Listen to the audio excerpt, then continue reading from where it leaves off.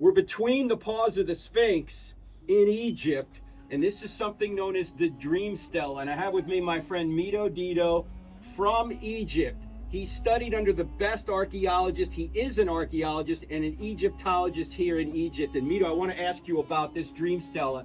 Thutmose IV put this up around 1400. Who was Thutmose IV, and what does this say? Thutmose IV was the king who came over the throne of Egypt after the death of his father, and his father was Amenhotep II, which is most probably up to the timeline of the Bible. He is the one who say no to Moses, and he is the one the Exodus took place in his time at the time of 1446. And this king here, or this one, he was not the firstborn son, he was the second-born son. And we believe the firstborn son was called Wibin Sinu, and he lost his life while he was only 15 years old, and that has happened all of a sudden in one night. And we believe this night, it is the night of the Passover. And because of the death of the firstborn son, this one, who is the second-born son, became the king over the throne of Egypt. And so this particular stela says what?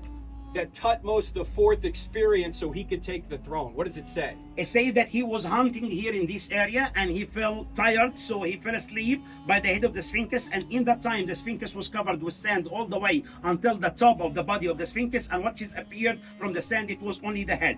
And he fell asleep by the shade of the head of the Sphinx, and he saw a dream. And the Sphinx himself telling him, "Oh, my lovely son, if you clean my body from sand and make me see the sun back again, and make the sun touching my face and my body, I will give you the throne of Egypt."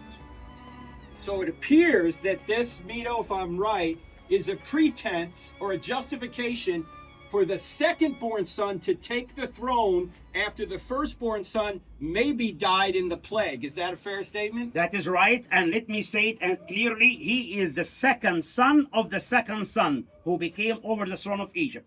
The second son was Amenhotep II, or Amenhotep II, who was the second son of Thutmose III, and his first brother passed away before he became the king, and then he became a king, and that's why in the night of the Passover, he didn't lose his life. In the night of the Passover, it was again the firstborn son. So the Pharaoh of Egypt, he didn't lose his life because he was not the firstborn son. And then after the night of the Passover, he lost his firstborn son. So we have the second-born son of the second-born son come over the throne of Egypt. And that has happened exactly in the right time of the Exodus, 1400 years BC. So circumstantial evidence from Egypt, one piece out of many, that the Exodus story is true.